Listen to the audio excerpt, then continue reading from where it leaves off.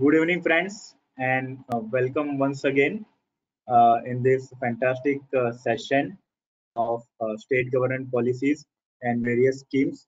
And we had a wonderful session in the morning with, as a guest speaker, Jimmy Modi ji, and our chief guest, CHC Suresh Prabhu sir, parliamentarian, member of parliament from last so many years, at present from Rajya Sabha. And now we have a second session for Gujarat state policies and the schemes of state government, various schemes. We have a CA Kushal Dakshini as our today's guest speaker. He is a practicing chartered accountant and holds a graduate degree from Gujarat University. Has completed certification course on forensic accounting and fraud detection from ICAI, having a post qualification experience in the field of audit and assurance. He was also part of Central Statutory Audit Team for audit of renowned public sector bank during the course of his employment. Having excellence in handling GST audit of the financial institution and uh, uh, proprietary-based audit from the indirect tax perspective. He has also written a booklet on benefit to MSMEs and startup, which was virtually published by Ahmedabad branch of ICI in the recent past in the November 2020. So with these words, we are welcoming Kushal Bhai on our platform on Connect Easy for this wonderful session, and hope this session will useful for all the attendees. We welcome our all attendees as well. So we have completed all the formalities in the morning. So now we have more time for the Kushal Bhai. Over to you, Kushal Bhai. Okay. Thank you, Virag Bhai, for the warm introduction. And I hope that you and your family, all the attendees, are going through a tough phase. So I just wish that they all should be safe and should keep developing their own skills at this available time. So I am really thankful to again Virag Shah, the founder of Connect Easy, and providing me with this opportunity. And also I'm very much thankful to Mr. Vedant Parikh. So he said me to grab this opportunity, and I'm also thankful to CA Suresh Prabhu, CA Dhiresh Khandelwal, CA Umesh Sharma for providing their valuable time and insight in the early morning session. And I'm also thankful to the eminent speaker of first session, CA GB Modi. It's a coincidence that I'm able to share the platform again with him, uh, as I had shared the platform with him in before 3 months, and I'm fortunate enough to share with him again. Actually, my age is lesser than his experience, so I'm not an expert of this field. But based on my research and analysis, and during this lockdown duration, I found my interest in this field. So I would briefly say that Gujarat industrial policy is a wider topic which cannot be summed up within the span of 2 hours. So I will try to provide glimpse of all the schemes, and also I will discuss 2 or 3 major schemes where capital subsidy, interest subsidy is available. Also, we are aware that uh, the syllabus of CA final was also a bit like an ocean. So we can only share the glimpse of the topic and to develop the skills, how to interpret the law, and based on which you can uh, grab this opportunity during your course of practice. So I will start my presentation. Yes, Kushal Bhai, we can see your screen. Okay. The topic is for the Gujarat industrial government policy, and I would like to just brief of my journey that I qualified as a chartered accountant in November 2017. After that, I was employed with a CA firm for almost 2 years, where I got the opportunity to work in MSME department during my central statutory audit work. So during that course of my employment, I found that there are lots of opportunities, lots of subsidies, interest subvention are available for MSME, which grabbed my attention, and I tried to get more into that. And after my employment, when I started my own practice, I used to get that kind of clients which used to always get something in return. They used to always get benefit from the government. So as the period was also for the lockdown, there was a capital crunch. So they used to always come with that problem that they need funds to run their business. They need some sort of assistance, some sort of subsidy from the government, as far as possible with state or central.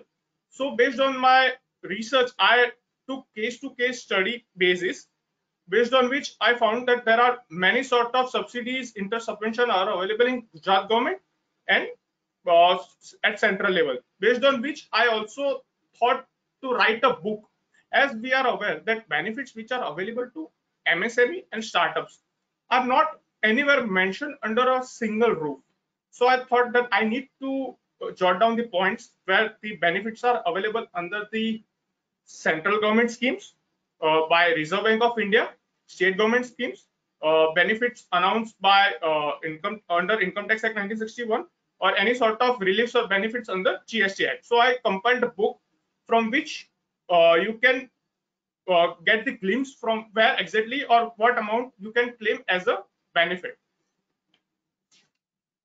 So I will start with Gujarat Industrial Policy 2020, which was announced on 7th August 2020, based on which 15 government resolution schemes were announced for assistance under Gujarat Industrial Policy 2020 on 1st September 2020. Their mission was to just in line with the Atmanirbhar Bharat scheme or initiative which was announced by our Prime Minister Narendra Modi. So they wanted to develop such kind of platform or assistance for the industries which are willing to locate in Gujarat. So they had a mission to develop it as a global business destination for manufacturing and service industry, where they need to support MSMEs so they can develop more employment generation opportunities in the localites, and from which they can also develop their export competitiveness to they can provide such kind of opportunities.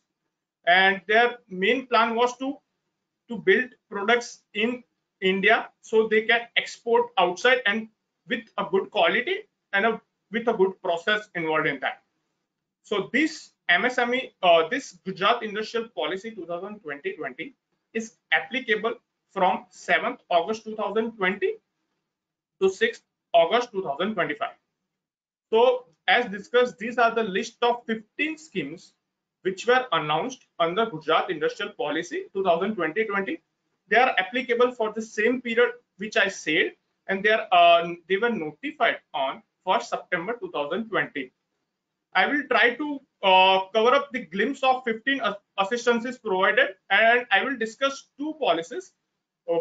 First will be assistance to MSME, point number 12, and point number 8, capital subsidy to large industries and thrust sectors. The two are the main policies where capital and interest subsidy has been announced, and the amount of and quantum of subsidy is high.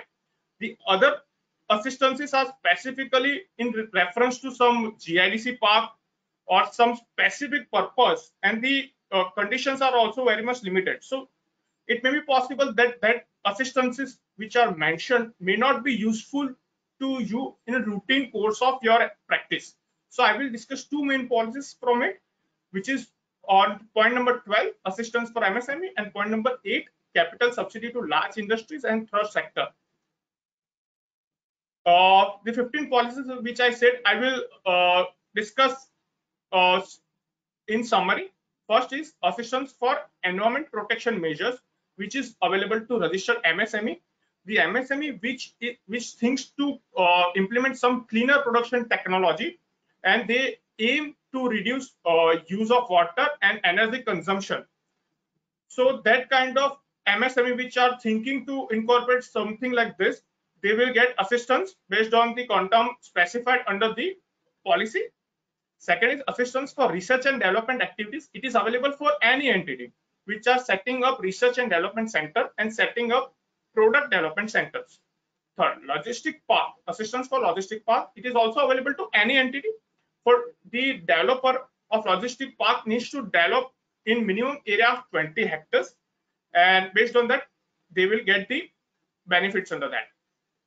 Fourth is assistance for infrastructure, industrial infrastructure, where any industries association, if textile is that, the textiles association who will be taking the charge to develop common infrastructure facilities in an industrial estate, then expenses in reference to that development of common infrastructure facilities will be given as an assistance to that industrial association.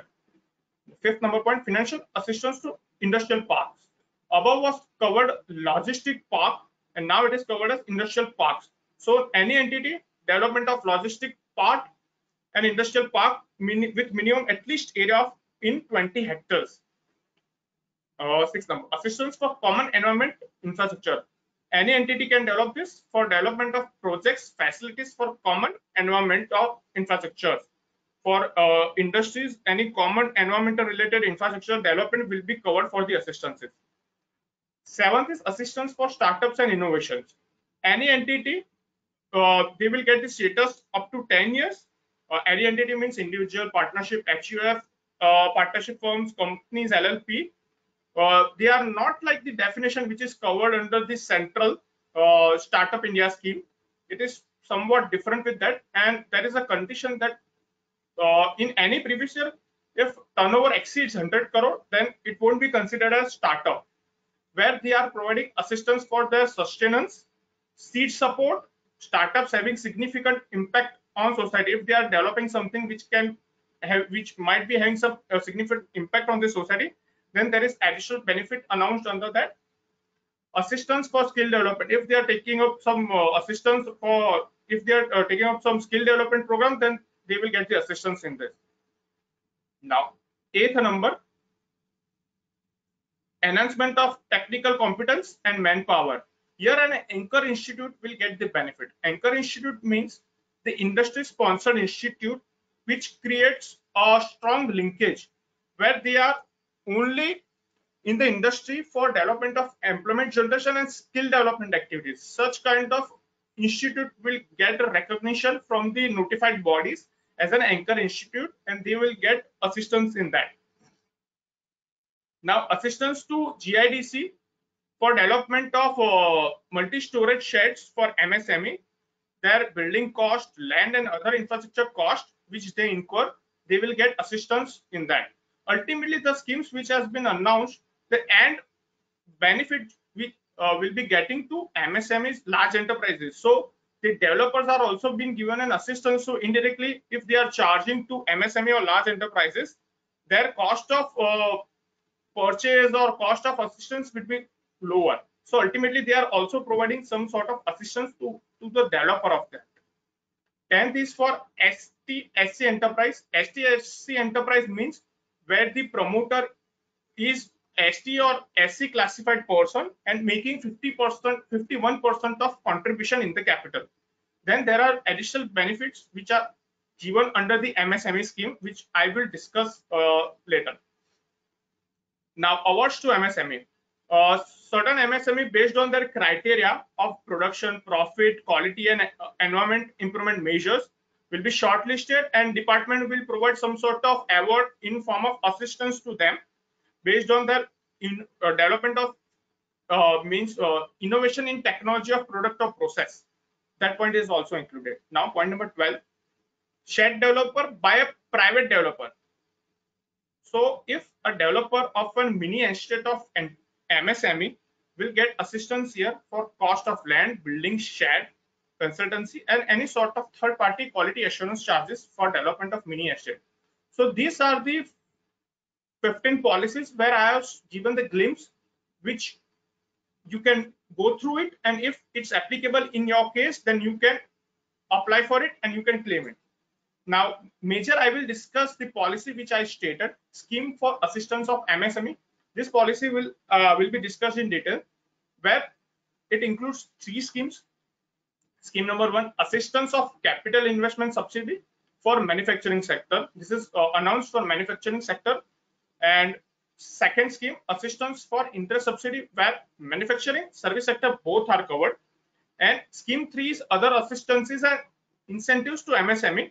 They are miscellaneous, which are bifurcated under scheme number 3. So we will go through scheme number 1 first. Now, scheme number 1 is for manufacturing sector, where based on the categorization of taluka, which is already been notified, and I will share the list of districts under which talukas are classified and under which category they are classified. I will share that list also. So based on taluka category, quantum of subsidy will be given, where quantum in case of category 1, 25% of term loan amount, subject to maximum of rupees 35 lakhs, and if the eligible fixed capital investment is over 10 crore, then additional of rupees 10 lakhs shall be given.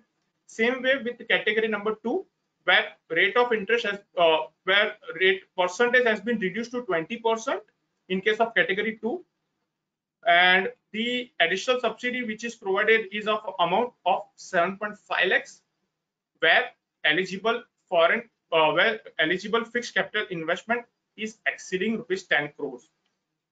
In category number 3, where 10% of term loan amount subject to maximum of rupees 10 lakhs.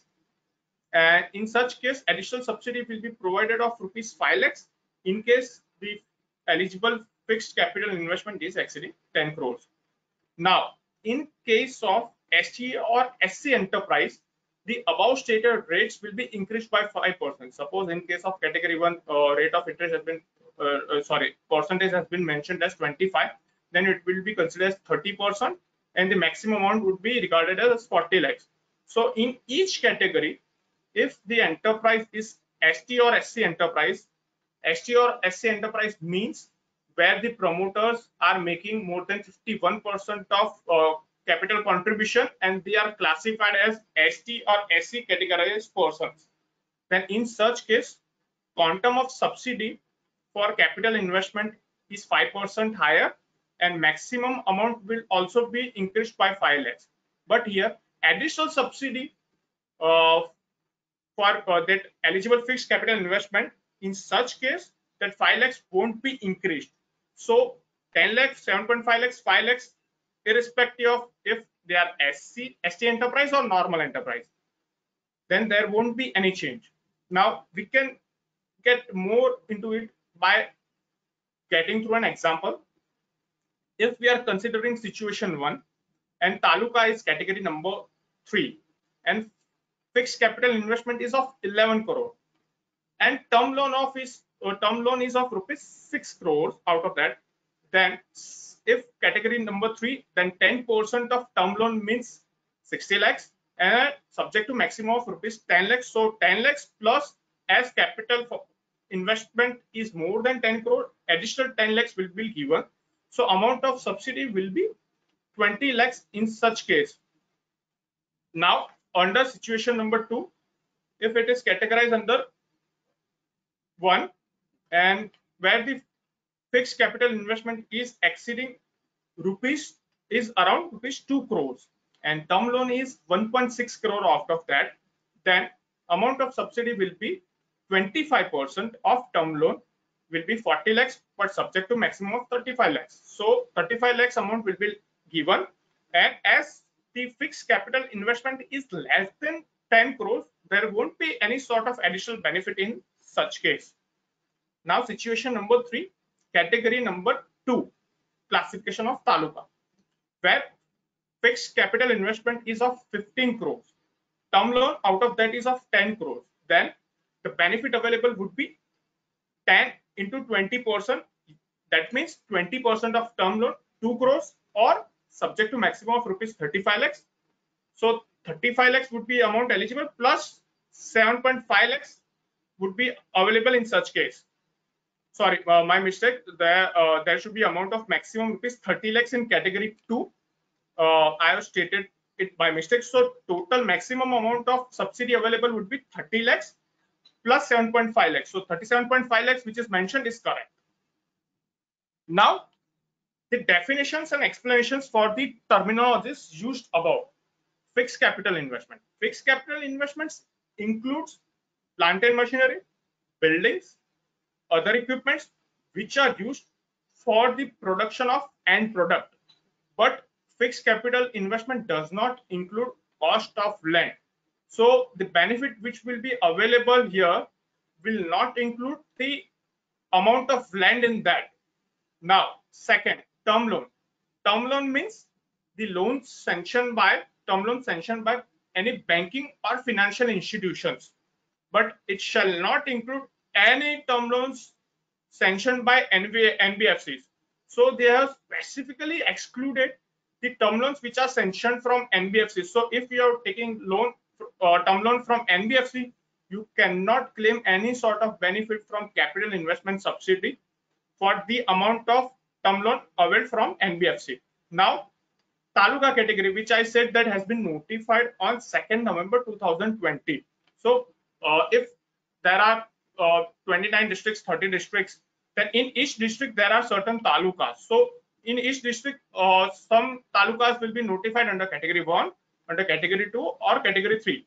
So, based on that, I have make a total that how many talukas of Gujarat are classified under category 1.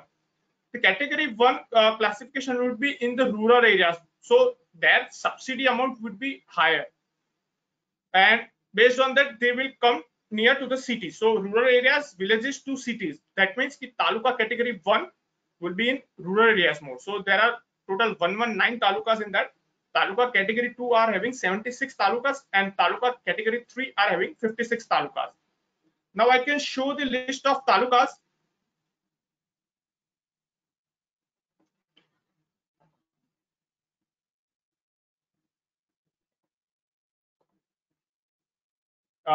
Whether you can see the list of talukas.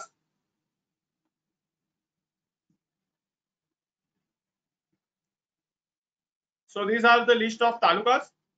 District Ahmedabad, category 1, 2, 3, bifurcation of Dole line category 1, Viramgam category 2, and that. So these are the categorization made based on the districts. In each district, talukas are identified and categorized based on that. So total talukas are 119, 76, and 56 under each case. Now, conditions specifically in reference to capital investment subsidy. Now, in case first condition, claim need to be made within 1 year of first disbursement of term loan. Within 1 year of first disbursement of term loan, or on or before the date of commencement of commercial operation, whichever is later. So if I am getting my first disbursement of term loan on 1st January 2020, then the date would be 1st January 2021, and if the date of commencement of commercial operation is 1st Feb 2021, then whichever is later means the date of commencement of commercial operations will be the due date before which I need to file my claim for capital investment subsidy. I'm again repeating because this is somewhat tricky. Claim within 1 year of first disbursement of term loan. If my first disbursement of term loan is on 1st January 2020, then within 1 year time, so 1st Jan 2021 would be the one case, and or on or before date of commencement of commercial operations. I said the date would be 1st Feb 2021 for date of commencement of commercial operations.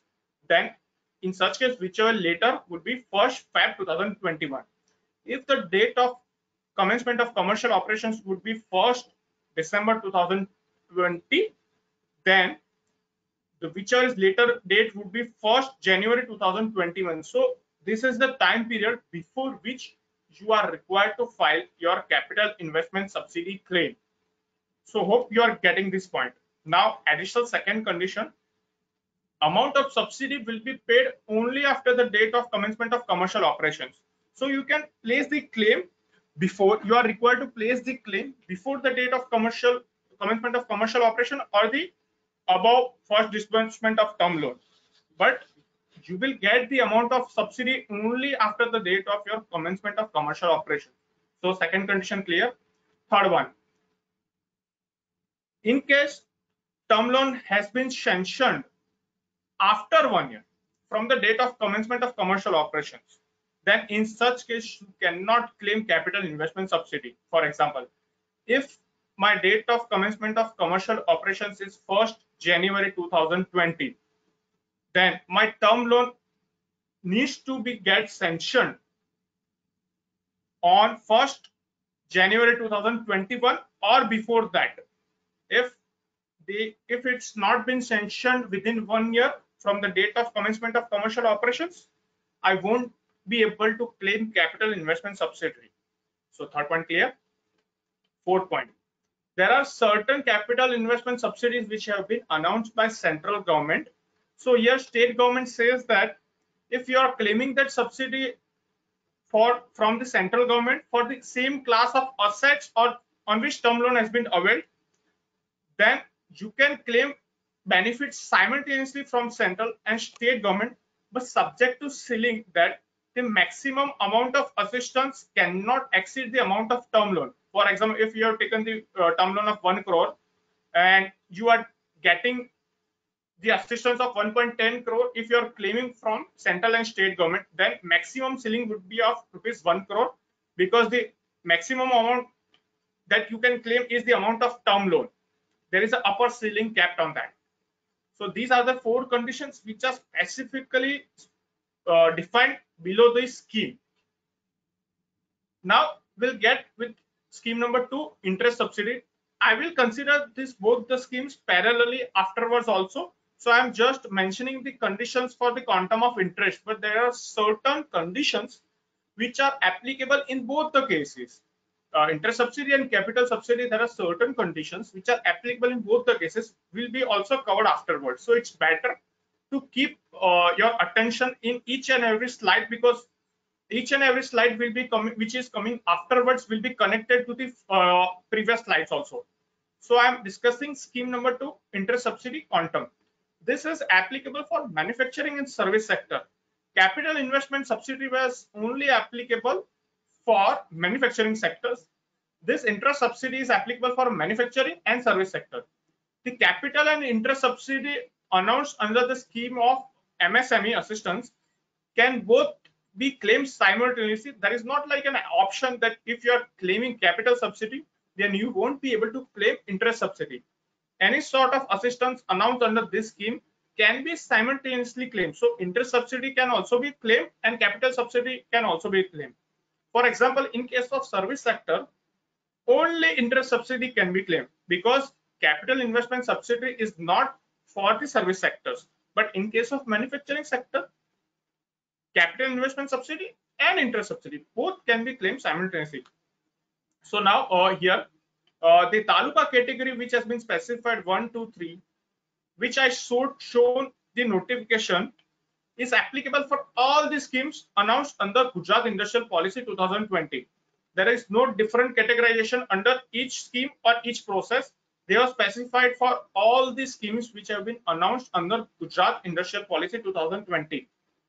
So in case of category 1, quantum of subsidy would be interest subsidy at the rate of 7% on term loan. That maximum amount that can be claimed per annum would be of rupees 35 lakhs under category 1, and period for which interest subsidy can be claimed would be of 7 years. For example, if the term loan is for 7 years, then you can claim interest subsidy each year. Maximum amount of ceiling per annum would be of rupees 35 lakhs, and maximum rate of interest subsidy would be 9%, having a cap. For example, I will also discuss the additional 1% interest subsidy is given in respective cases, which will be discussed in next slide. But if you are getting that additional interest benefit, then also maximum you can claim under category 1 would be of 9%. There is a maximum cap which has been capped. So if you are not been categorized under any special circumstances, then you can claim interest subsidy of only 7%. Now category number 2, interest subsidy 6% on term loan. Maximum amount that can be claimed is of rupees 30 lakhs. Period for which it can be claimed is of 6 years, and the maximum cap is reduced from 9 to 8%. Category number 3, interest subsidy at the rate of 5% on term loan, rupees 25 lakhs, which is a maximum ceiling per year. Period for which interest subsidy can be claimed is of 5 years. If the term loan is for 5 years, you can claim the benefit for 5 years, not more than 10. That. Now, I was mentioning about the additional interest rate, which has been specified here. Additional interest subsidy would be available for specifically manufacturing sector in case 1% of additional interest if they are differently abled promoters, in case there are women entrepreneurs, or if the startup is registered under manufacturing sector, then they can claim additional 1% of interest subsidy benefit. If young entrepreneur is there less than 35 years of age, then also they can claim benefit of 1% additional interest. In case of ST/SC enterprise under Udyog Uday Yojana scheme of Dr. Babasaheb Ambedkar, under the name of Dr. Babasaheb Ambedkar, they have provided additional assistance of 1% interest. ST enterprise, I already explained that if the contribution of that promoters is more than 51% in that enterprise, then it would be considered as ST enterprise. Now, additional subsidy for service sector. The above additional interest subsidy was for manufacturing sector. So the rates which has been specified here of 765, additional 11% additional 11% would be given for these special cases which have been specified here. Now, in case of additional interest subsidy for service sector, 1% additional interest would be given in case of service sector who has been registered as a startup and having Udyam registration under MSME. Then in such case, 1% additional interest shall be given. 1% additional interest of subsidy in case of ST/SC enterprise, as explained about, same condition, nothing different. Now, there is an additional condition that in any case, entity shall bear minimum of 2% interest on term loan. For example, if the 9% is the maximum rate they are claiming and getting benefit, and their actual term loan interest is charged on 10%, for example, then they can claim maximum rate of assistance from interest subsidy of 8% only. They need to bear 2% of interest on term loan. This is applicable for manufacturing sector and service sector both. This is also an additional cap where entities shall have to bear 2% minimum rate of interest if they are claiming this maximum cap. And if even in case of quantum of subsidy, which has been announced as 765% under category 1, 2, 3, there also, if in case of category 1, interest subsidy is at the rate of 7%, and if the rate of term loan from bank or financial institution is at the rate of 8%, then they will get the claim at the rate of 6% only. In such case also, they need to bear 2% minimum rate of interest. Now, in case of interest subsidy, there are certain conditions for specifically service sector, where service sector they have prescribed certain list under Annexure A, where there are specified 22 services, eligible services activities which can claim benefit under this, and Annexure B, where list of service sectors has been specified 6 service sectors that can only claim interest subsidy.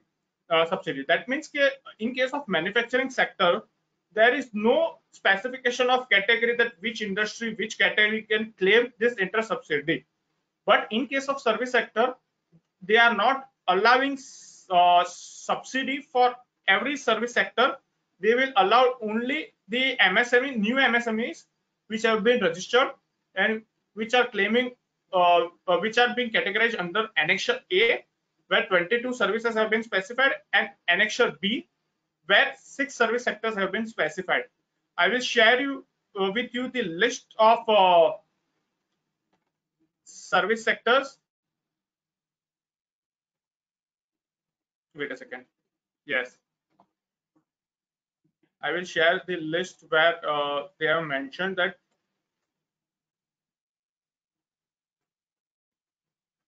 these are the list. Annexure A, list of eligible service activities. Here 22 list of eligible service activities has been mentioned. 22 have been specified where you can claim the benefit. Otherwise, other than this, you cannot claim. And they have right, as mentioned on number 23, they have right to add or delete these services where state government can do as and when required. So this is Annexure A. Now I will show you the Annexure B,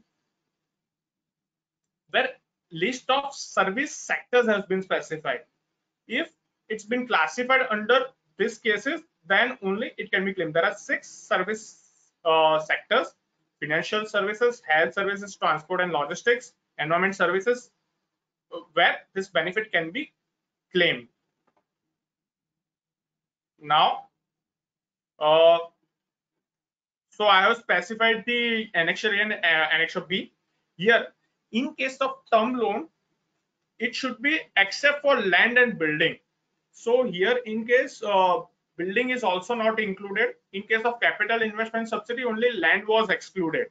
But here, building is also excluded because their intention is to provide this benefit for the equipments which are used and not for the building in case of service sectors.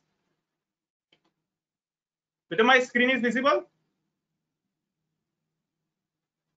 Yes, sir. Yes, sir. Okay.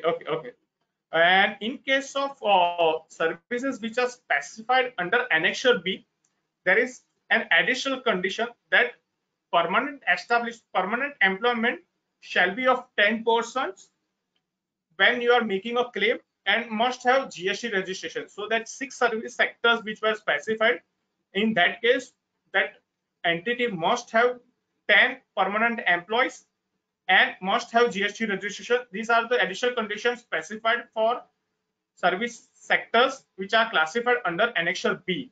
It's only specifically for Annexure B.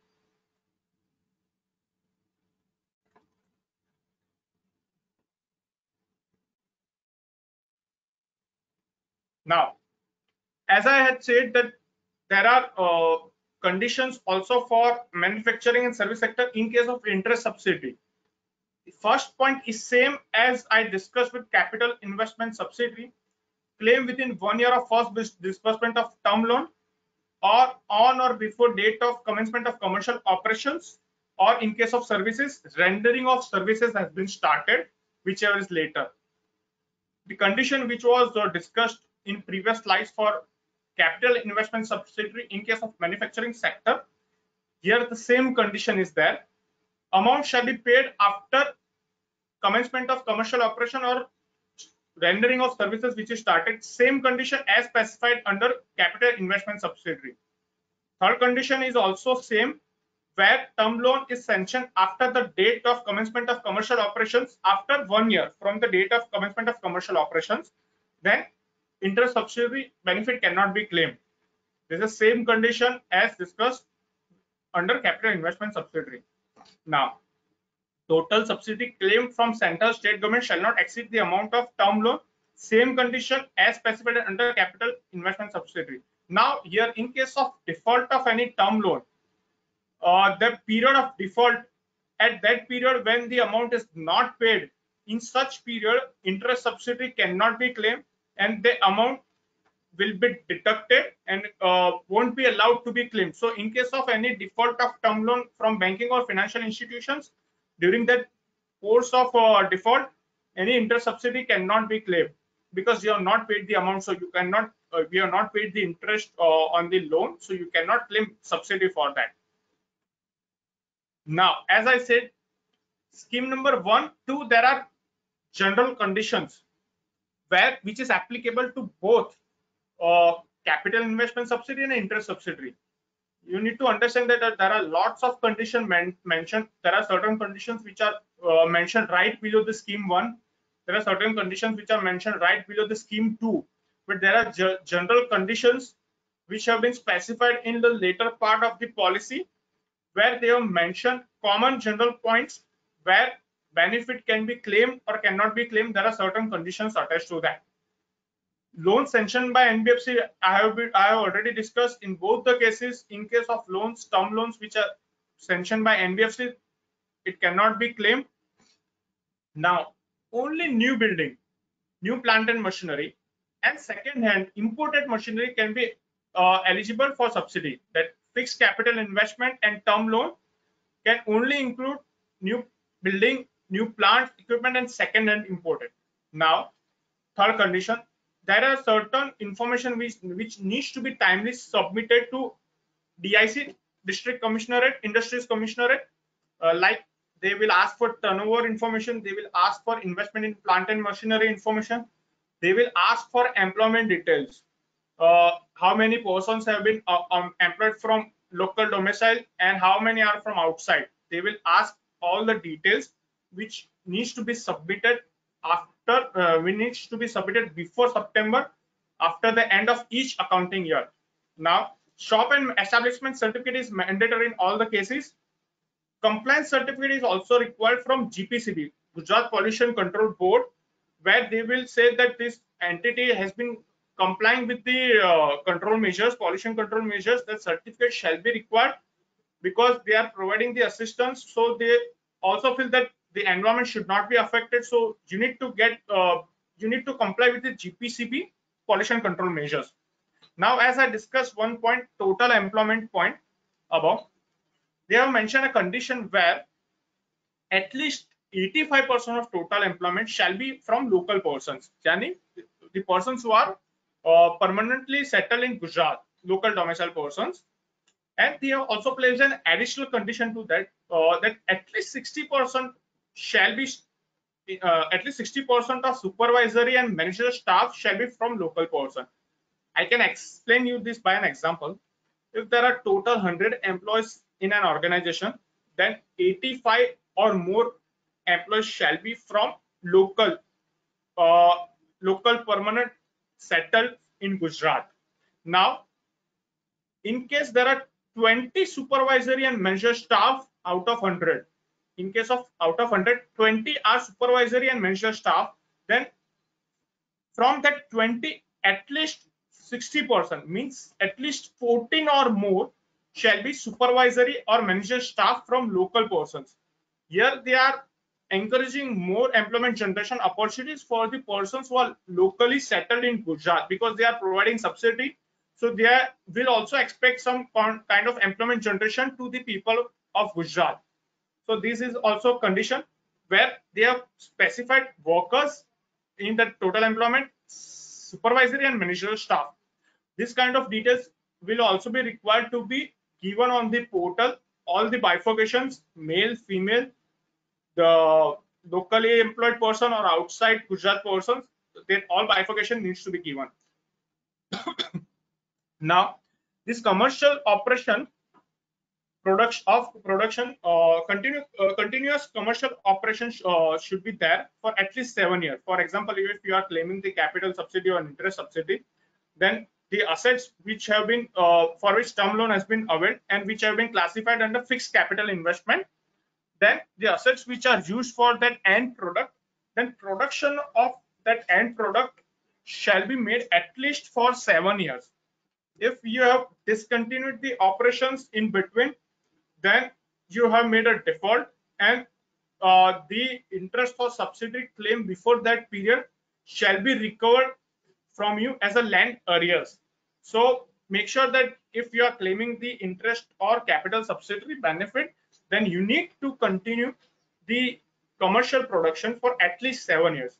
Now, in case if the enterprise is located in more than one geographical unit, if an enterprise is located in 2 talukas, some portion of is falling under another taluka, some portion is falling under another taluka, then the largest percentage of land area situated in that taluka, for example, if I am saying that 50% has been situated under the taluka of Viramgam and 50% has been situated under the taluka which is near to Viramgam, attaching to Viramgam, then in such case, if for example 60 to 60-40, then 60% where there would be a land area, that would be considered as a taluka category for it. I hope you are getting this. Largest area where it has been classified for taluka category. If 60% is classified in one taluka and 40% in another taluka, then the category for taluka shall be considered 100% for which is classified under 60% case.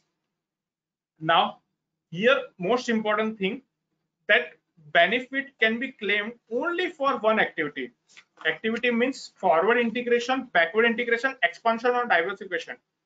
Forward integration means if you are developing certain value addition to the end product, you are making certain extensions to your end product, then it would be classified under forward integration. Same with the case of backward integration. If you are developing certain raw materials in your factory for captive consumption, then such kind of integration would be backward integration. Expansion means the capacity at which you are functioning presently for the end product, you are expanding that capacity. And in case of diversification, you are developing certain kind of product which is not in relation to your present existing end product. So here, if the enterprise is doing forward integration and backward integration, for example, that I am also developing my raw material for my captive consumption, and I am also developing another product which is an extension to my end product, and I am making investment in both the cases, then I would be allowed to claim benefit only for one activity. Yeah, if I have taken a term loan for my forward integration and my backward integration, then I need to select any one activity for which only I can claim capital investment subsidy and interest subsidy. It cannot be claimed simultaneously for forward, backward, expansion or diversification. Now, in case of expansion for existing or new enterprise, they have mentioned a condition that from present condition you need to at least invest more than 50% capital investment, out of which 60% should be in plant and machinery. For example, at present your investment is of rupees 100, you need to make at least investment of rupees 50, out of which 60%, that means 30 rupees shall be invested in the investment of plant and machinery.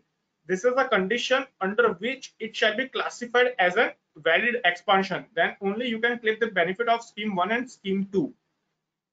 Now, in case of forward, backward and diversification, above it was covered only expansion, where you are manufacturing same product with an additional capacity. Now, in case of forward, backward integration and diversification,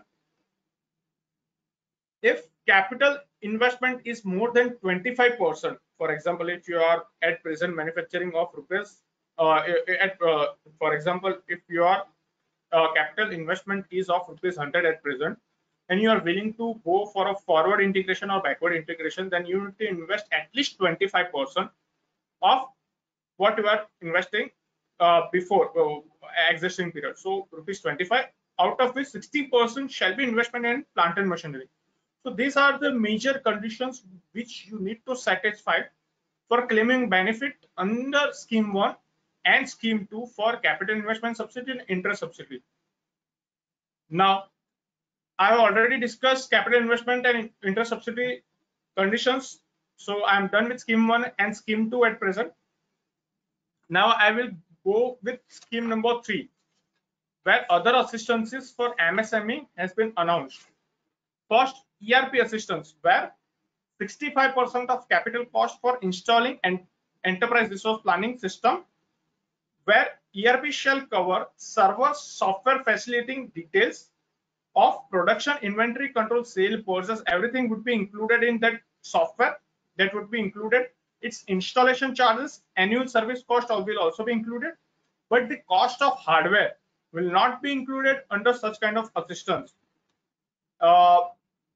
So maximum amount which can be claimed under this is of rupees 1 lakh. So 65% of total cost, and maximum ceiling is of rupees 1 lakh. Now we'll go with second one, quality certification, where 50% of fees in case of domestic and international shall be given assistance.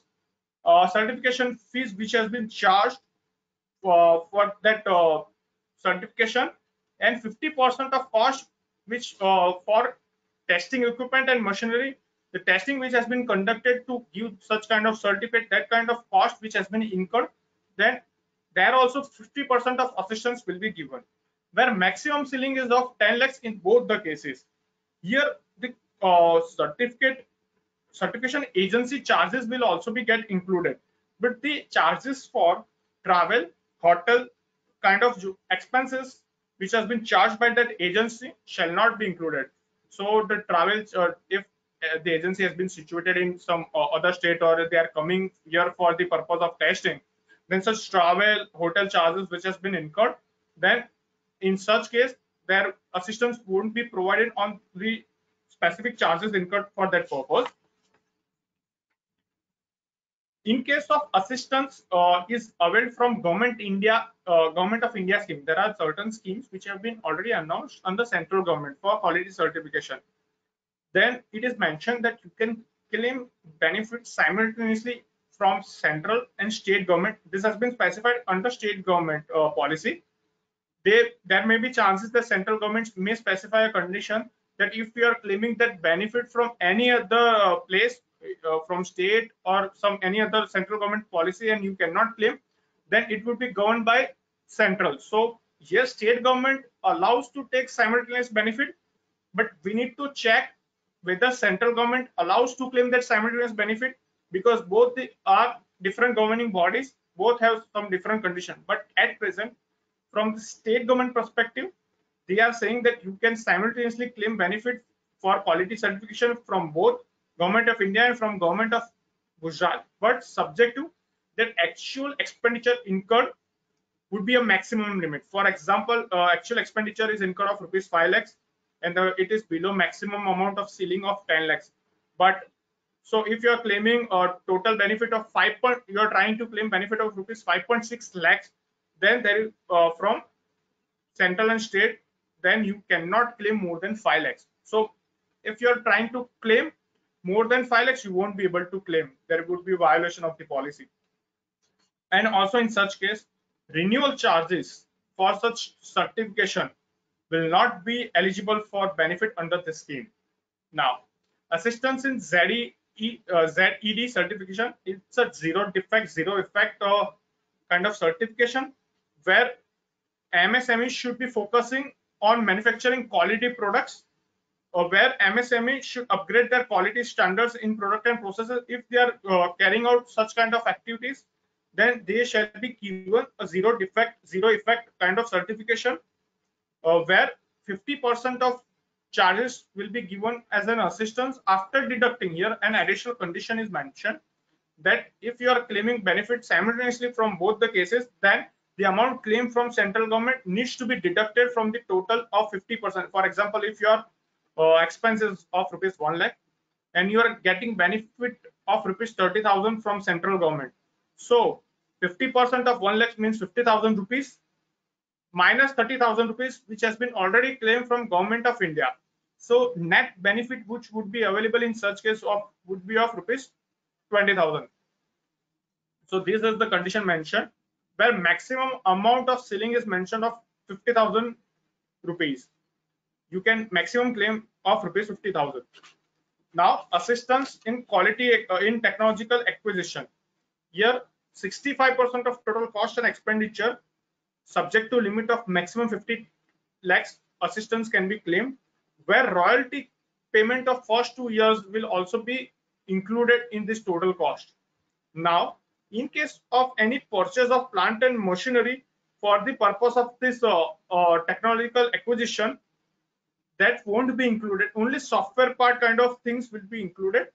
This acquisition of any plant and machinery kind of things will not be included. Now, assistance for patent registration. In case of patent registration, you can claim the benefit of 75% of total cost of expenditure, and in case of domestic and international, you can claim in both the cases. And here also they have specified that cost of travel, hotel charges won't be included, which has been charged by any consultant. Now, assistance for saving in consumption of energy and water. Here 75% of total cost for the audit which has been conducted, 75% assistance will be provided in that. 25% of cost of equipment recommended for the purpose of audit, then in such case 25% of assistance will be provided for the cost of equipment. Here there is an additional condition that after conducting such kind of audit, the minimum saving should be of 10% of water and energy consumption. If after conducting such kind of audit and after doing such improvements by introducing such equipment, if you are not able to save more than if you are not able to save at least 10% of water or energy consumption, then you won't be able to get benefit under this scheme. Where maximum amount for ceiling one of 75% of cost of energy is rupees 50,000, and in case of cost of equipment, the maximum ceiling is of rupees 20 lakhs.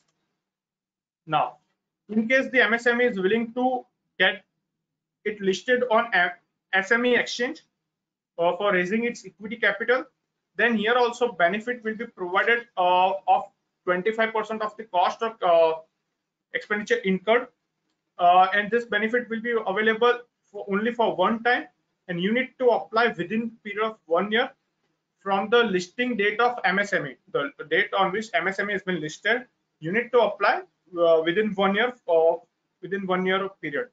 Now, assistance for reimbursement of CGT MSE fees. As you are aware that collateral-free loans has been provided by banking and financial institutions for MSME and other enterprises, where collateral-free loans are provided up to rupees 2 crore, and in such case, certain fees will be charged by bank and financial institutions from the MSMEs. So if the fees has been, in each and every case, fees will be charged, where annual service fees will be charged by CGT MSE to the banking and financial institution, and banking and financial institution will charge on us. So in such case, any such annual fees has been charged, 100% of fees which has been paid by us to the bank, we will get the assistance in the form of reimbursement from the bank. So this kind of benefit can be availed for 5 years, continuous period of 5 years. Now, in case of rented shed, your assistance will be provided for 65% of the rent paid. There is a limit of 1 lakh rupees per annum for the period of 5 years. Where the manufacturing activities have been conducted by the MSME, the shared charges reimbursement will be given, and power connection charges. In case of power connection charges, 35% of charges will be given as an assistance to where any new connection has been taken by the MSMEs, or additional load has been taken, or in case of any sort of expansion, the license fees which has been charged for the low tension, high voltage, low voltage point, then there 35% charges will be given as an assistance, and maximum ceiling would be of rupees 5 lakhs. Now, market development assistance. In case of any stall rent paid in India, then there will be assistance of rupees. Then there would be assistance of 75% in case of stall rent. If there is exhibition taken place in state, national, or international level exhibition, but international level exhibition in India, then in such case maximum ceiling is of rupees 2 lakhs. Now, in case of any charges incurred for display material, the display material before the exhibition has been stall has been done, then maximum ceiling would be of rupees 10,000 in that. So the 10,000 is included in the 2 lakh ceiling. Now, in case of international exhibition, which is conducted outside India, then 60% of stall rent will be provided as an assistance, where maximum limit is of rupees 5 lakhs. And in case of any display material before the stall, then maximum amount that can be claimed under that is of rupees 20,000, which is included in the ceiling of rupees 5 lakhs. This rehabilitation for sick enterprises, there is assistance has been provided for the preparation of draft rehabilitation scheme, preparation cost of that, on which 50% assistance will be provided, where subject to maximum amount is of rupees 5 lakhs. Sorry, it's a maximum amount of benefit is of rupees 1 lakh. Now, I will go on to discuss the another scheme, which is scheme for capital subsidy to large industries and thrust sectors. The scheme which I had already discussed is different from this. This is a second scheme. where their objective is to encourage entrepreneurship and strengthen MSMEs to facilitate cluster development, where government has tried to identify certain sectors where they are feeling that they can generate more employment opportunities. They are thinking that such kind of sectors, if are promoted, then they will contribute more to GDP, and they are future of the India, and they are future of that particular state. So such kind of sectors have been identified after the implementation of Atmanirbhar Bharat scheme. They have identified these first sectors in where certain additional benefits are provided compared to general sectors. This scheme is also applicable from 7th August 2020 to 6th August 2025. All the policies which are notified under Gujarat Industrial Policies have same period of applicability. This scheme is applicable to MSMEs and large industrial undertaking. Here, both MSMEs and this large industrial undertaking can claim the benefit. That scheme which I have already discussed was specifically in reference to MSME. This scheme is also applicable for large industrial undertaking. Now, in such case, quantum of incentive taluka category which I said is same as the taluka category which I have already discussed. It is applicable for all the policies which are notified. General sectors cover all the sectors which are not covered under the trust sectors.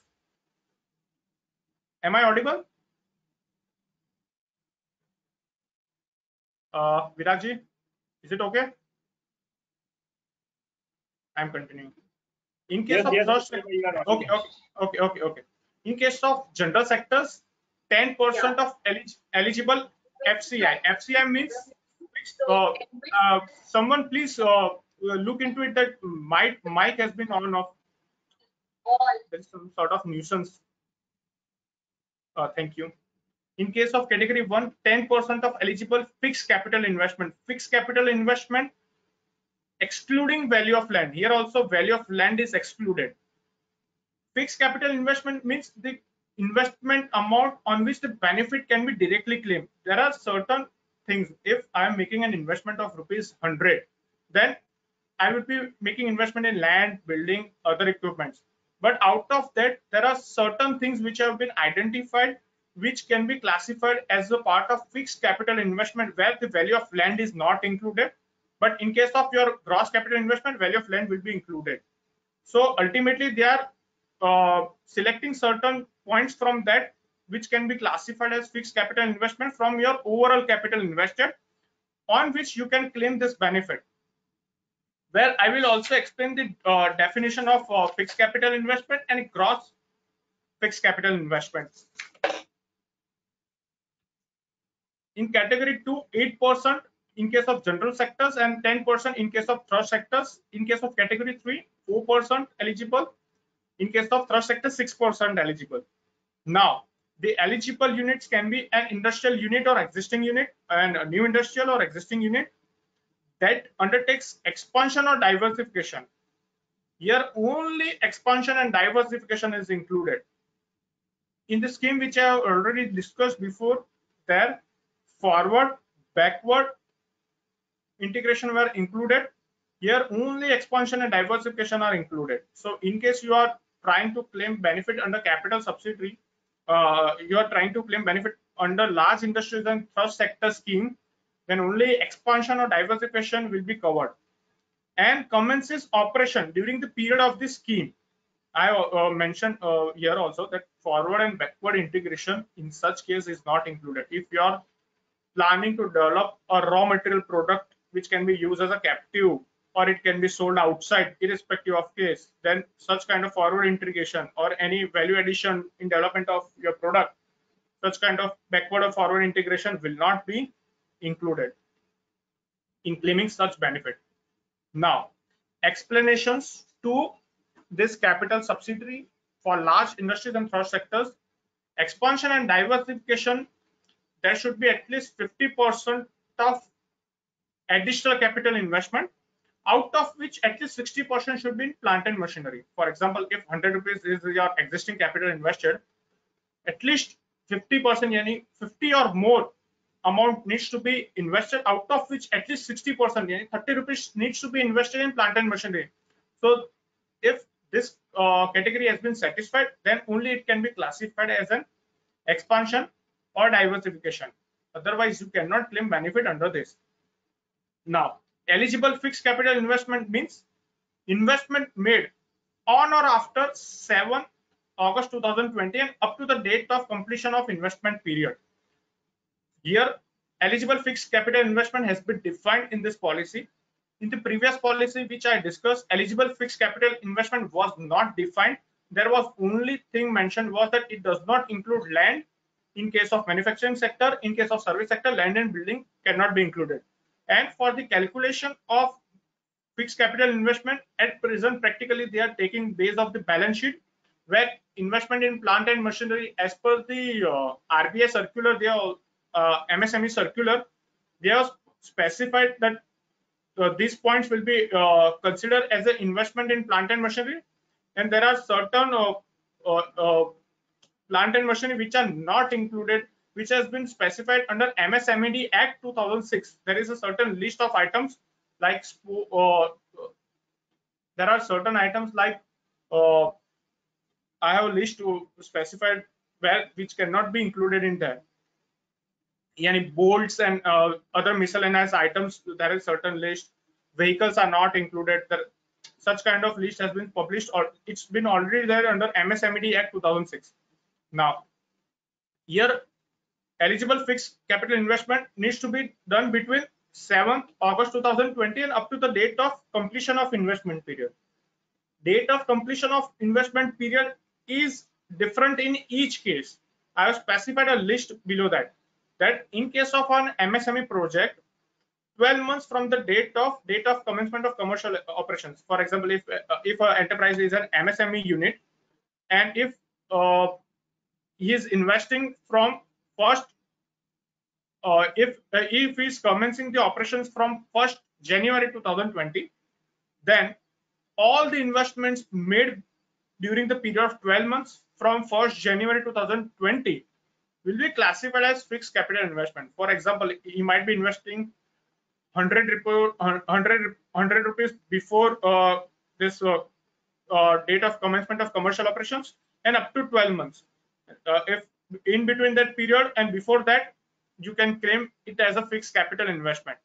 In case if the gross capital investment is up to rupees 1,000 crore, in case of the large industries, the large enterprises, there is a period of investment should be 18 months from the date of commencement of commercial operations. So eligible capital investment doesn't mean that it needs to be done on same date. But based on the actual capital investment, gross capital investment, the period would be decided that which would be considered as eligible for the purpose of claiming the benefit. Same way with 5,000 crore, 24 months, 10,000 crore, 30 months, and in case of 10,000 crore, above 10,000 crore, there would be 36 months. Now, gross capital investment has been mentioned here. Gross capital investment means investment made in land. In case of eligible fixed investment, land is excluded. Gross capital investment will include all the things, but eligible fixed capital investment won't include certain things. There are list of items where it is not considered as eligible fixed investment. For example, if a working capital is there, goodwill is there, land and land development cost is there, royalty is there, preliminary or any operative charges are there, power generation for a captive purpose is there, captive use is there, then such items will be classified as gross capital investment. But for claiming this benefit of 10% of fixed capital investment, 12% of fixed capital investment, there are certain things which are excluded. So they won't form part of eligible fixed capital investment. So gross capital investment and fixed capital investment has some difference where they are allowing to take benefit on certain items which have been named as eligible fixed capital investment. Now, the conditions mentioned under this case scheme for this large industries and trust sector conditions,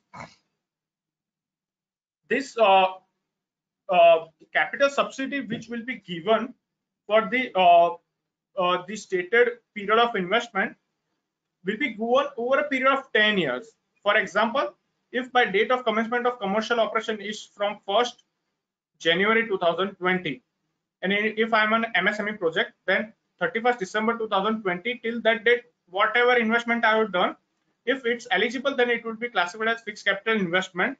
And from the date of 1st January 2020, from the date of commencement of commercial operations, commercial production, sorry, from the date of commencement of production, from that date 10 years till the period of 10 years, the capital subsidy will be given annually of same amount. For example, if the my fixed capital investment is of rupees 100 crores, then I would be eligible for subsidy of 10 crores.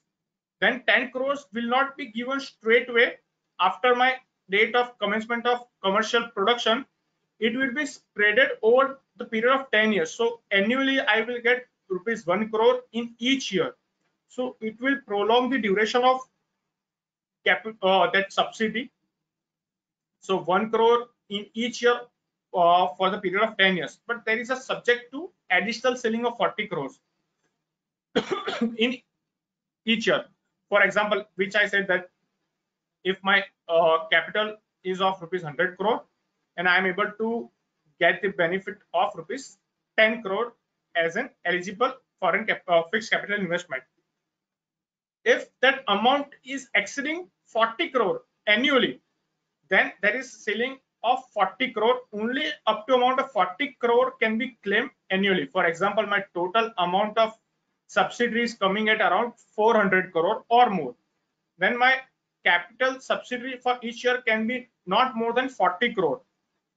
So in such case, that doesn't mean that the amount of additional subsidy will be waived off. But in such case, if in the period of 10 years, you won't be able to get your 400 crore or more amount, then that period is extended for a period of 10 years. For example, if your annual ceiling is exceeding 40 crores, then you will be given subsidy within the period of 20 years. For example, if I say that my annual subsidy amount is of 50 crores for a duration of 10 years, my total benefit would be of around 500 crores. 500 crores would be of interest subsidy, but annual ceiling is of 40 crores. So I will get that 500 crores in 20 years. If that could not be disbursed subject to that annual ceiling, I would get 500 crores in 20 years. But if my total amount of subsidy is 800 crores, then more than 800 crores, if it could not be disbursed in 20 years, for example, if it's around 900 crores, then it cannot be disbursed in 20 equal annual installments. Then the above ceiling of 40 crores will be removed, and 900 crores of investment, that 900 crores of interest subsidy needs to be disbursed in 20 equal annual installments. And if 45 crores each year, that ceiling of 40 crores will be removed if they cannot pay within 20 years with that above ceiling. There is no further extension of 10 years in case if they are not able to disburse within 20 years with that annual ceiling of 40 crore, then in such case the upper cap shall be removed and you will be allowed to claim 45 crores of interest subsidy under each year. So your total interest subsidy would be of around 900 crore and your investment would be based on this 10% of eligible FCI. That means your investment would be of around 9,000 crores. Then you will be under this kind of situation where your value of gross capital investment is too high. If it's falling under the category of 10,000 crore or more, nearby to 10,000 crore, then your capital investment subsidy will be disbursed during the period of 20 years annually without that above ceiling of 40 crores. So I have explained all the 3 points. Now fourth point. after 3 years from the last date of investment period, average production should be at least 50%. In such case, if I have made investment on 31st December 2020 would be the last date of my investment. If I am classified under MSME, then after 3 years of that period, so 31st December 2020 to 31st December 2023. So after that period, my average production should be of at least 50% of installed capacity for 3 consecutive years. Here they have provided an additional condition that in case you are considering for this expansion or diversification, they are intending to say that your actual capacity which is already there and you have made an additional investment, so they are willing to check that whether the existing capacity has been used or not, or only on paper the diversification or expansion has been shown. There are certain instances where expansion and diversification will be only shown on paper and the routine existing business would be not done, the existing business of that product. So here they have placed a condition where 50% of the annual capacity shall be used for 3 consecutive years from the date of last investment period. Investment period has been already specified here. The references of that last date of investment periods after 3 years, you need to check that average production is of at least 50% of installed capacity for that 3 consecutive period. Now, if it's less than 50%, if you are checking that the actual production is less than 50%, then the total amount of incentive shall be restricted to 50%. If the installed capacity is not been used at least for 50%, then they are trying to restrict, they will restrict your incentive of restricted to 50% just because they might be thinking that you are making an expansion diversification, but you are not using the actual installed capacity which is already there. So you are trying to manipulate with the benefits available. So in such case, they are restricting your incentive to 50%. And if these 50% or less remains consecutive for 3 years, the duration which I said that in case of 3 consecutive years, in 1 year installed capacity is less than 50%, then in such case it will be restricted to 50% from any of 3 years. If for 3 consecutive years actual capacity utilization for year 1 is 60%, year 2 is 70%, but in year 3 is only 40%, then in such case incentive shall be restricted to 50%. Now, if in all the 3 consecutive years your installed capacity is less than 50%, then in such case your incentive which is claimed or which will be claimed in the succeeding years shall be discontinued, and all the amount which you have already claimed needs to be recovered from you as a kind of land arrears, will be recovered from you by the concerned department. Now, if the MSME is claiming subsidy under this scheme, if the MSME project which is classified here is claiming benefit under large and thrust sector, then it cannot claim benefit which has been announced under MSME, specific MSME scheme, which I have already discussed, that if I am claiming that capital and interest subsidy in that scheme, then I cannot claim capital subsidy for same class of asset simultaneously. In such case, both the schemes are governed by Gujarat industrial policy where benefits cannot be claimed simultaneously. So this is the condition for MSME, because there are certain points where you can get option to claim under both the cases, but it cannot be claimed simultaneously.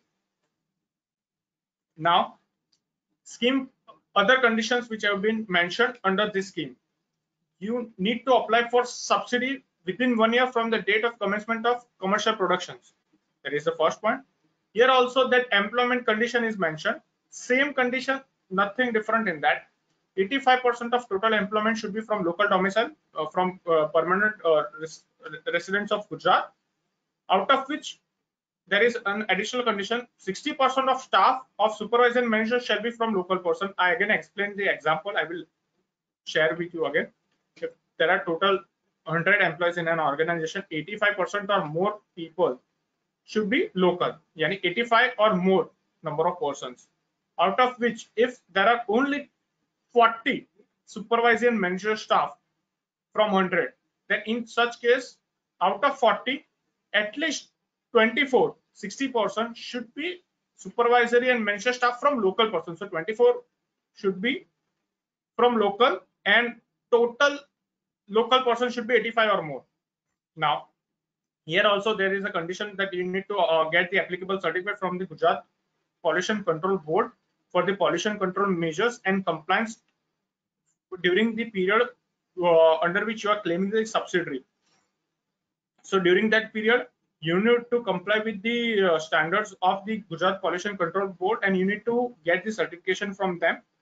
Now, here also you can claim benefit from central government if they have announced any sort of scheme which are prevalent to capital subsidy for large or thrust sectors, but the total amount of subsidy cannot exceed the total project cost which is there for the enterprise.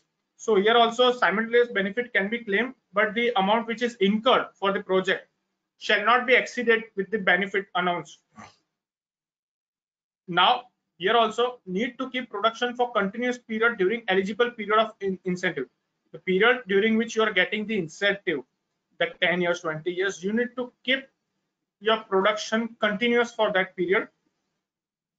Now, here you are required to submit documents like turnover, investment in plant and machinery, employment details to DIC within 60 days of closure of financial year. Every closure of financial year, you are required to submit certain timely documents to DIC. Now, based on my research and analysis, I have identified certain point of difference. This is not an exhaustive list where assistance under MSME is availed or assistance under large and thrust sector scheme can be availed. Now, first one, type of subsidy. Here, in case of assistance under MSME, capital and interest subsidy both can be claimed in case of manufacturing enterprise. Now, in case of large and thrust sectors, only capital subsidy can be claimed, and in case of thrust sector, it is specifically for the manufacturing sectors. Here, under this policy, service sector is not included. Now, thrust sector is actually the most potential sector where additional support is required and where it can be globally competitive. So based on that, certain sectors have been identified which are classified as thrust sectors. I will share the list of that with you. And these are manufacturing unit. Here service sector is not included. I will share the list of large and thrust sectors. This is the list. Thrust sector: electrical machinery and equipment, industrial machinery and equipment, auto and auto components, 100% export oriented unit irrespective of sector. So these are the 15 sectors which have been identified as thrust sectors by Gujarat government. So in first case, type of subsidy, capital plus interest. In case of MSME, here only you can claim capital subsidy. I have already discussed sector. For manufacturing and service sector, in case of MSME, both the sectors are covered. Subject to service sector has certain list of services which can be covered, and service sectors which can be covered. Annexure A and Annexure B has been specified there. Here, in case of large and thrust sector scheme, manufacturing sector, MSMEs and large industries are only included. Service sector is not been included. Now, amount of subsidy. In case of assistance under MSME, amount of subsidy will be paid after the commencement of commercial production or rendering of services. But here, the duration, as I discussed, would be of 10 years or 20 years. It won't be paid upfront. So there is a difference of duration. Eligibility, I said, I have already discussed this point, that in case of MSME, expansion, forward, backward integration, diversification, all the cases are covered for getting this capital and interest subsidy.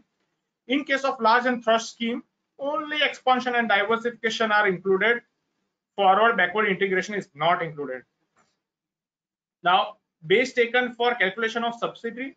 Here, term loan from banking and financial institution is taken into consideration. Here, eligible fixed capital investment is taken. There may be possibility that major portion of contribution may be from promoter, and if you are availing only 20% of term loan from eligible fixed capital investment, then in such case assistance under MSME may be quite low. But eligible fixed capital investment, if classified under large and trust sector scheme, then you can claim more benefit. Ultimately, the main point is that in case of MSME or large enterprise, you need to check based on the industry, each case to case. You need to calculate quantum of subsidy based on different permutation and combination based on different conditions. Then only you will be able to identify that whether you should fall under this scheme or another scheme. So in both the cases, you need to identify the differences. This can be only done with your research and analysis in each case to case basis. That it cannot be identified for every sector. I have just mentioned an list which is not complete. It's not an exhaustive list. Now, maximum cap. There is maximum cap of subsidy in case of assistance under MSMEs, which I already discussed. There is a maximum cap. In case of large and trust sector scheme, there is no maximum cap. As you already seen that 10%, 12%, which was there was no maximum cap in that. But in case of MSME assistance, there was a maximum cap of 35 lakhs, 40 lakhs in each case of each taluka. So in such case, there is no maximum cap. If you are taking a term loan of a certain amount of 80% of your eligible fixed capital investment, then it would be beneficial in such case. And if you are taking term loan where promoter's contribution is more higher, term loan would be a bit lower, then assistance under MSME would be quite low. So you need to identify it on case to case basis. Now attachments I have already shown. Taluka category notification I have discussed with you. Annexure A, list of eligible service activities, I have shown that list. Annexure B, list of service sector, I have shown that list. Scheme for capital subsidy to large industries and trust sectors, list of manufacturing sectors which have been identified as trust sectors. I have already shown you the list which have been identified. This is the list. Now I would like to discuss the opportunities which are there for professionals. Actually, if you are into a profession of providing project finance work or management consultancy kind of work or debt syndication services, you can provide it as an additional service by guiding them to encash this substantial amount, and which will ultimately reduce your overall burden. And as you are aware that at present in the current scenario, if you are providing certain compliance services, then the importance of our compliance services is deteriorating. As you are aware, the GST audit has already been removed. So clients are not willing to pay more on compliance services and they are not much satisfied. They always are thinking to get something in return from our services in monetary terms. So they will always think to get a value addition in what services we are being provided. They are not willing to pay much in case of compliance services, which is just governed by statute, which they are required to do by mandate. In case of value addition, they would be willing to pay you more fees. So ultimately, this is a great opportunity to create a value addition. If you are getting some client, maybe of manufacturing sector or maybe of service sector, maybe of specific industry, and you are making a detailed study of that, then you can identify from where you can claim the benefits in case of state government policies, in case of central government policies. So you need to make him aware that these are the benefits which he can claim. So he would be more happy to pay you fees because he know that he is getting something more in return, which he was not getting in case of compliance services. Also, the policies which has been described here you need to make your self study and make your analysis in each case, because the policies which has been described is available in public domain with all of us. But if you are trying to find out something differently or something which is good for your client to take benefit from that, and which is allowed by the policy, then you would be different from the other professionals, and you can claim benefit of this, and you can charge handsome fees for it. So the consultation kind of service in such cases will be the future, and client will provide you good money in this. Now I would like to show two menus which from where you can claim it online. I would like to discuss that too. For example, there is a form.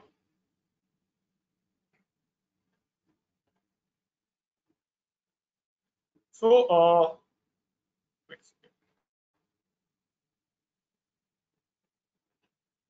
so this is the form which has been prescribed by Government of Gujarat for applying capital and interest subsidy. It's a user manual which has been published by Government of Gujarat. So you will be able to get the practically that from where you need to make a claim and all. This is investor facilitation portal of Government of Gujarat, where you need to create your login ID if you're new register. And there is also user manual for creating a login ID, where there are basic credentials which are required. After that, you can make your registration. So this is a login page. So this is a page after your login. Here you can select the common incentive form. Here is the list of incentives form. From here, you will get the list of benefits, incentives which are available under each department, and you can go to where you need to apply. This is the list of incentives which has been mentioned. In case of MSME capital subsidy, interest subsidy, you need to apply under this list mentioned. Here you need to mention the details of gross capital investment, which I said. So gross fixed capital investment, you need to mention the details of value of land, site development, building, plant and machinery. You can save this as a draft. Here you are required to mention details of any other parent or where partners have their stake in different enterprise. It's a mere compliance part where you need to provide these details. Here you need to provide that NOC, which I said that GPCB, that you are in compliance with that Gujarat Pollution Control. And there are certain industries or sectors or enterprises where GPCB approval has been exempted. Then they have attached the annexure where no pollution, the list of industries which are not a pollution potential, where you are not required to provide the certificate. So these are the list of industries which they have mentioned, where you are not required to take GPCB approval. Now you are required to mention the details of your actual product here in each case. I'm just sharing the glimpse how the portal has been functioning and how you can study this. There are lots of user menus for different options which you need to study, and based on that you can make the online application in any of the cases for trial and error basis in your client's case. Here the details of CGTMSE you need to enter in case of any loan which is covered under CGTMSE. Here other details are need to be given, that whether you are getting any sort of financial assistance from Government of India other than this, which I already discussed, needs to be given here. Here you need to mention the date of commencement of commercial operation and the date of first disbursement of your term loan. The details has been asked here. And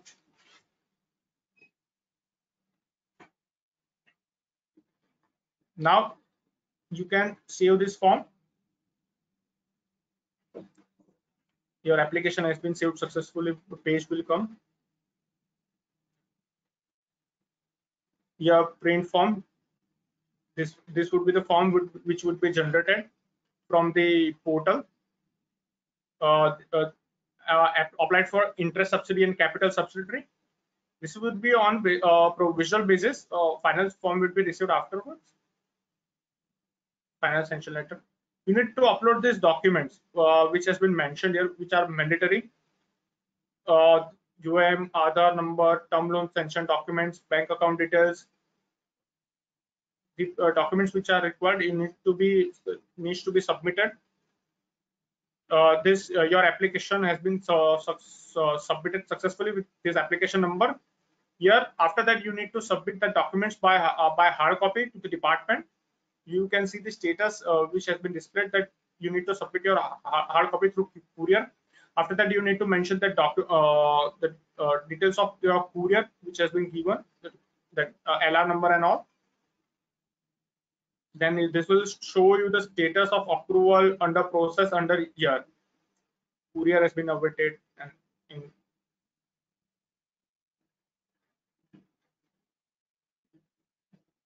under process. These are points. Here, after receiving that courier, they have asked for certain clarifications, which is showing under the status where query letter has been generated and query letter has been displayed. They may ask for some additional documents of clarification on the portal, which you need to respond by uploading the relevant files. So this is the attachment list. You need to upload the documents as required by the portal. Again, you need to courier the documents which was required for any sort of additional clarification. So this is the routine process of the department and the client.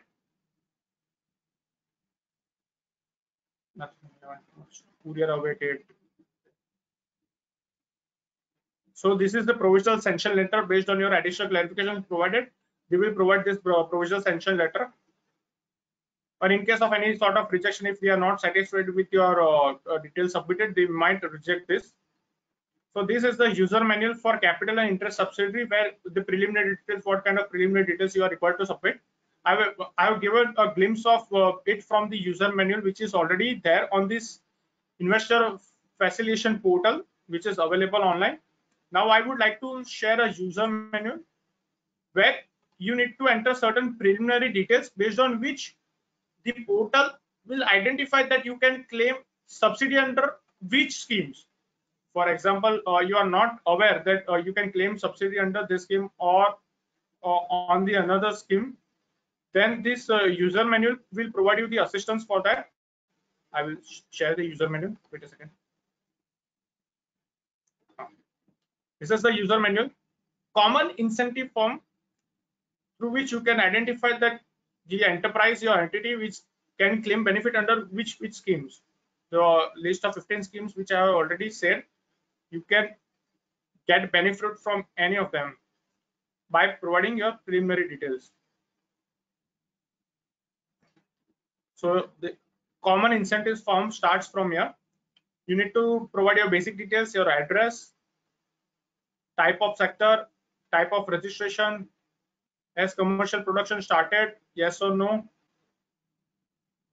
unit address, office address, unit address. Here you need to select type of enterprise, email ID, date of commencement of commercial production, promoter details has been here.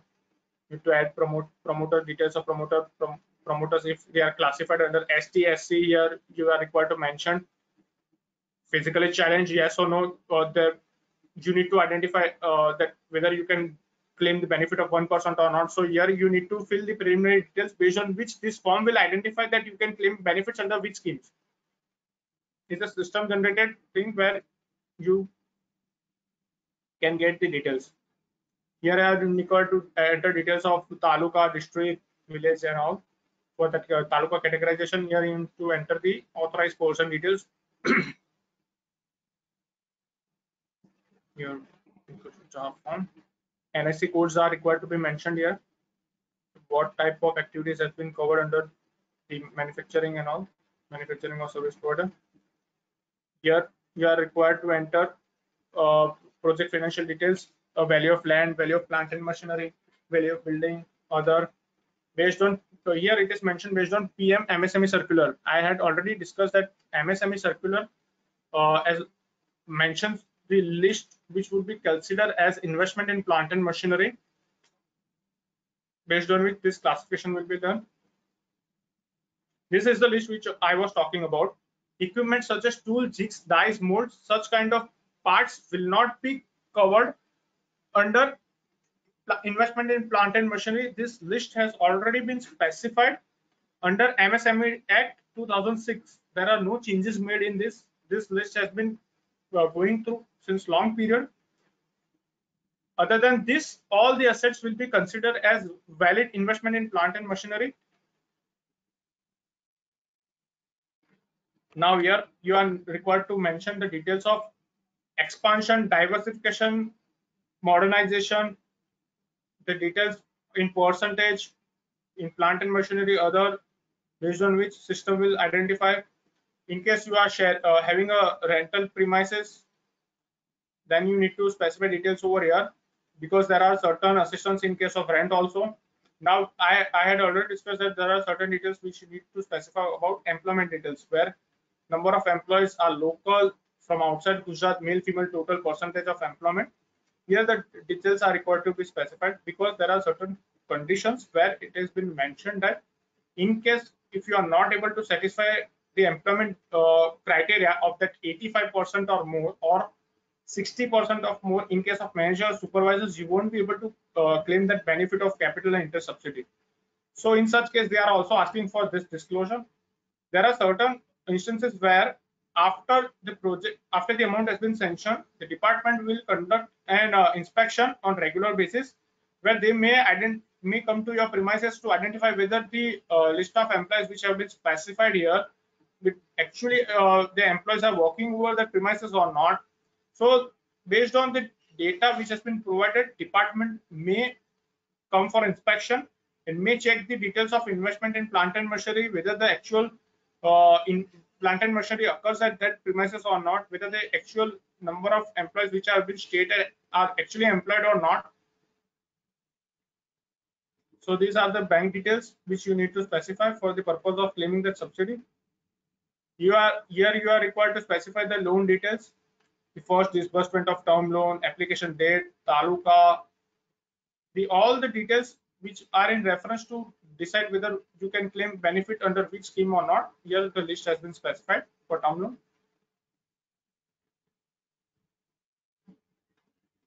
Here the details of taluka, village, whether collateral free CGTMSE loan has been availed or not. Now based on list of incentive, based on your data will be generated, data which has been given above.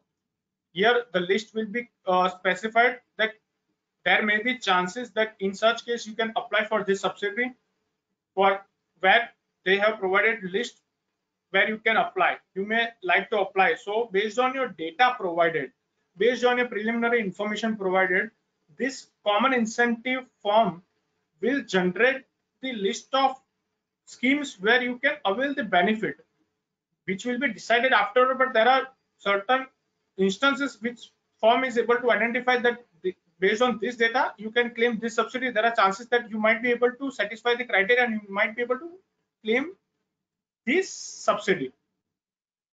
So these were the two main points, and this is the investor portal which I had said.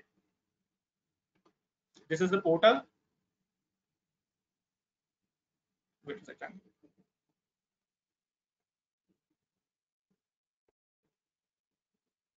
I'm not able to show you the screen. It's ifp.gujarat.gov.in is this online portal where you can file this claim details of subsidy. Now I will get back to my slide. So I have concluded my session. Actually, due to my personal commitments, I won't be able to cover textile policy 2017, which have been mentioned. But I will share with you, if required, the operational guidelines and all the subsidies which have been announced under the textile scheme, which have been notified by the government. I will share you with you that textile PDF, which is given by Industry of Mines and wait a second, I will keep that.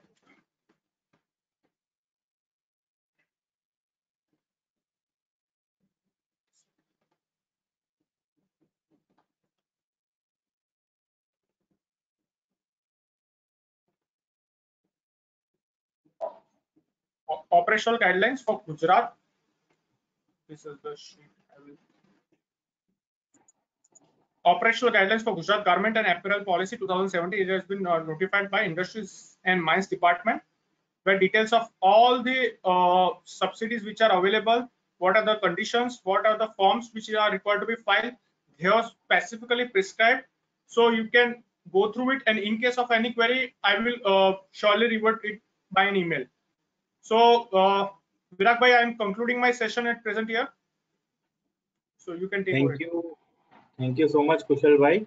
Kushal bhai would like to request you to share your contact detail. There are many Sure. queries in that. Your email ID and your contact detail. Sure. I will revert to each case one-to-one on email. And would like to request all of you to follow Kushal bhai on LinkedIn and other social media. So you can be in touch with him for a longer time, and in case required any help, he can be available as well. Yes, Abhishek ji is asking share operational guidelines here. Yes, sir will share the guidelines as well. So thank you so much, Kushal bhai, for your wonderful session. Very elaborative, very detailed one, and very interesting. There are so many comments also in my personal chat on my WhatsApp, and I can see here as well. There are so many participants has appreciated your presentation and given their feedback as a positive one, and they like the presentation and the entire new area apart from their traditional practice. So all the credit to you, Kushal bhai. Thank you so much for accepting our invitation and addressing all the attendees here. So once again, thank you all the participants. Despite they have attended in the morning, we have a great attendance in the evening session as well. So thank you so much all the participants for attending back-to-back session and making today's session a grand event, and we can say truly a celebration of Gujarat and Maharashtra Day. So all hope all are very safe. Keep safe. Be at your home only. Don't go out unnecessarily unless there is a very important work. And pray for all the happiness and the well-being of all the deceased one as well. So with this, we can conclude today's session. And Virag bhai, can I share my sheet again? I need to share my contact details and email ID for getting feedbacks and queries if possible. You can share. I mean, the screen we can see at present is yours only, sir. Yes, okay. This is my email ID and my cell phone number. You can always share your feedback. It will be an add-on for me, so I can improve in my further presentations, because we are at a stage that we need to keep learning again and again. We cannot be expert at all. There are always a room for improvement. So thank you so much. Over to you, Virag. Yes, so all are requested once again to note down the contact detail and mail ID of Kushal bhai, and we'll ending our session here. Friends, be in touch with us also. We are coming up with more webinar and more knowledgeable session and few other things as well. We are coming up with tie up with the monster.com for jobs, who is a chartered accountant and 0 to 5 years of experience, who has a 0 to 5 years of experience. They were many companies who are coming for on board for the recruitment process. So you who want to go for a job, they can take the benefit as well, or you can share with your professional friend as well. So be in touch with us on all our social media, and we will share much more benefit to you. We will be your helping hand. So thank you so much, all the participants. Thank you, Kushal bhai, once again. And we are concluding this session as a very vibrant note. It's a wonderful day since morning. We have a CA Suresh Prabhu sir address from our platform. It's a lifetime moment for us as well. And all the attendees and all the participants has also enjoyed a lot and made a very memorable and a grand event. So thank you so much once again all, and thank you. We are concluding today. Thank you so much.